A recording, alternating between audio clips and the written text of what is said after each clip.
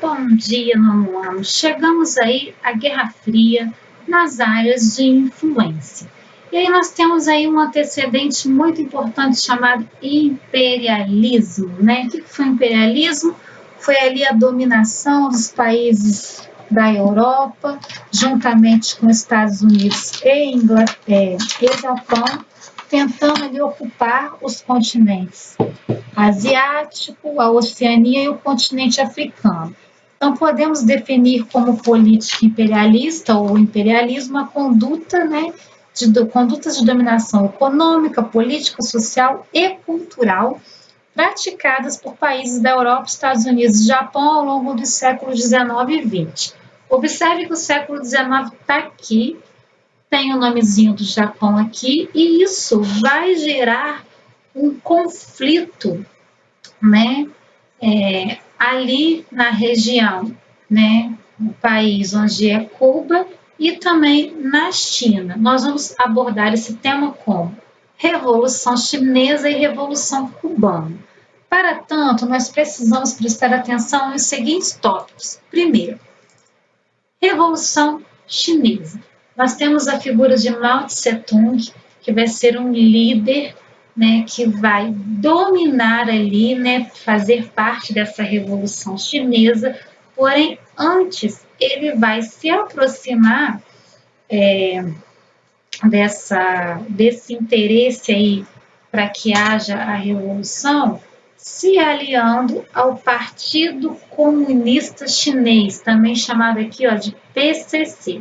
Então, vamos lá. No ano de 1911, o livro de vocês aborda 1911 também, né? Alguns historiadores falam que foi em 1912, mas a data aqui para gente, o que importa é o período, é o século, que está atravessando ali o 19 para o século 20.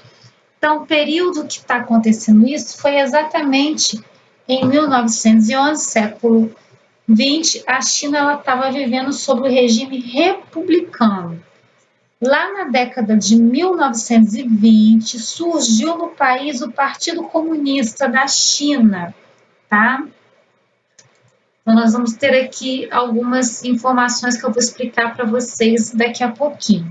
Com esse Partido Comunista Chinês, que vai surgir, o PCC, né, liderado por Mao Tse-tung, esse camaradinha aqui, né, bonito pra caramba, nós vamos ter esse partido se aliando à União Soviética, ou seja, a um país que estava totalmente sob regime socialista.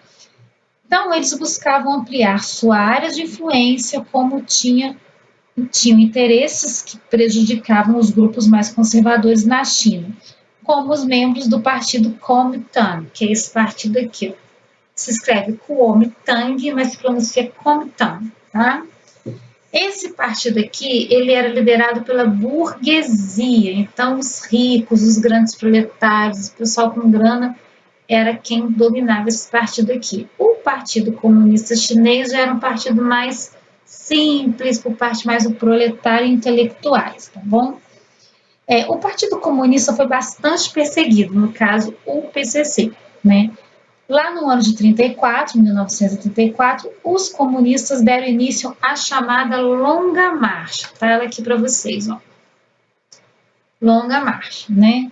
O que essa Longa Marcha ela queria? Ela foi um movimento de mobilização que propunha a difusão, espalhar as ideias comunistas pelo país e uma aliança com os camponeses para a tomada de poder.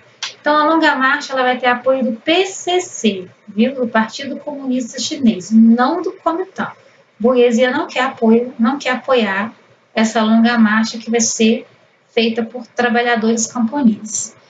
E aí, no ano de 1949, após uma vitória militar, o grupo dos comunistas de Pequim. Então, vamos ver aqui como é que funcionou isso, né? Deixa eu só dar uma pausa aqui.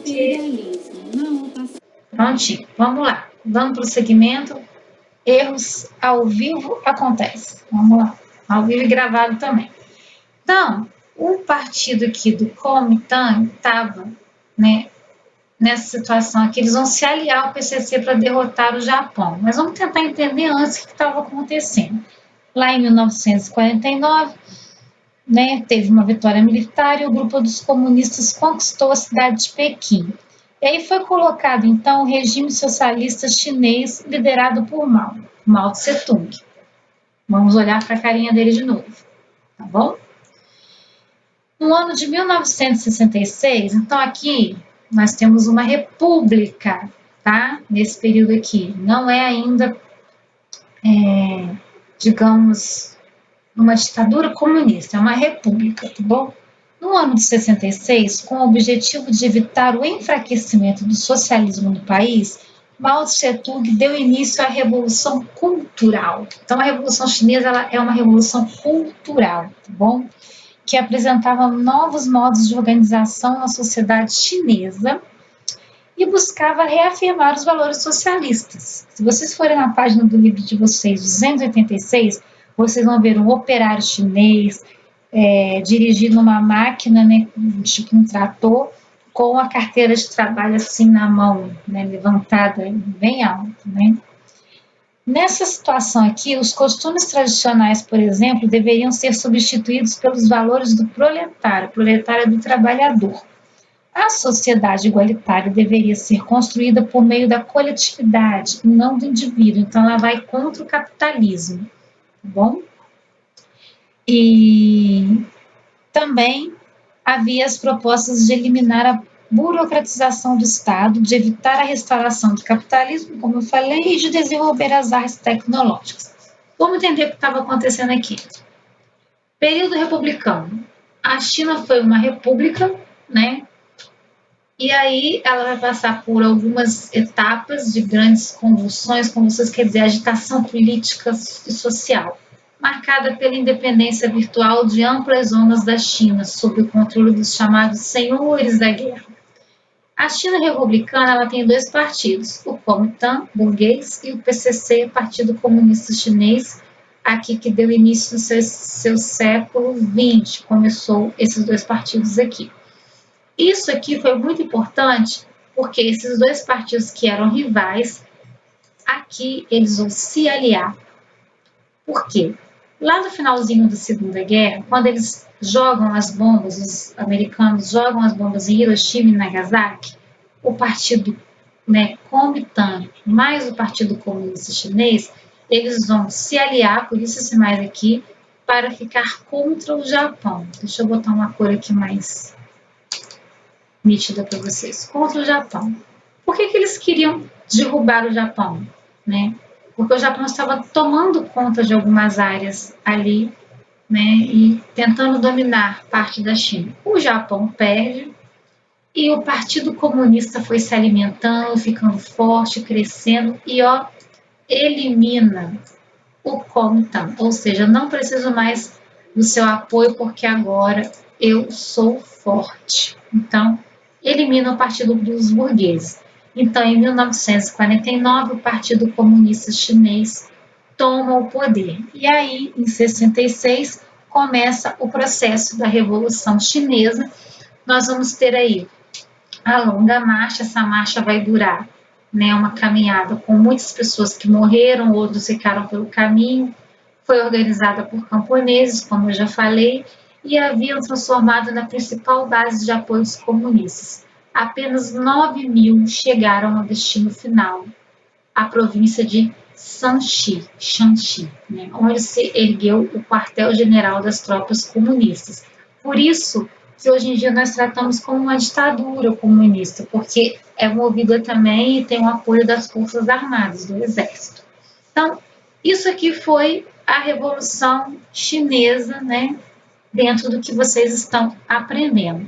Agora, no próximo vídeo, não deixem de ler a página 286, que vocês vão entender melhor. Leiam a página e assistam o vídeo. Agora, no próximo vídeo, nós vamos chegar nessa revolução aqui, ó. Revolução Cubana, Viva a Revolução. Falaremos de Fidel Castro, de Ernesto Che Guevara e tudo que eles fizeram por Cuba, para Cuba, e por que o nome deles até hoje é tão citado dentro dessas revoluções. Então, Mao Tse-tung, Partido Comunista Chinês, Revolução Chinesa. E Che e Ernesto, Revolução Cubana. Foquem na Revolução Chinesa. Tudo começa por parte das áreas de influência, que é, vamos ver aqui. Dentro disso tudo está rolando a Guerra do Vietnã, que vocês vão ver também. Então, vamos partir para Cuba agora e entender o que estava rolando lá no país cubano.